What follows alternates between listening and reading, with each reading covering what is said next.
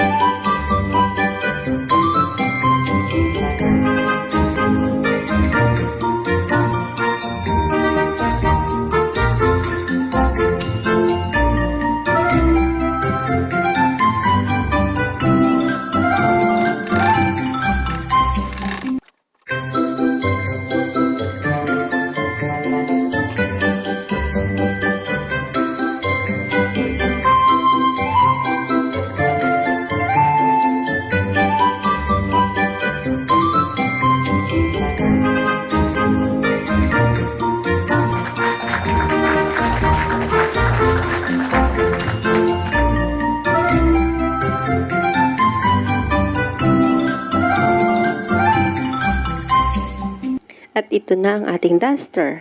O di ba? Madali lang.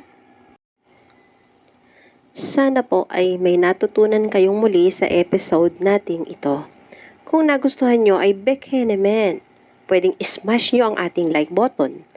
Mag-subscribe na rin po kayo at pakishare sa iba para makatulong din tayo sa kanila. Madagdagan ang kanilang kaalaman. Kung may mga katanungan po kayo, comment po kayo sa ating comment section at sasagutin ko po kayo. Ang ibang detalye naman about sa video natin ay makikita nyo sa description. Okay? So, once again, ito po ang inyong Ate She. Kita ulit tayo sa susunod. Dito sa Me and My Machine YouTube channel. Salamat po! Bye-bye!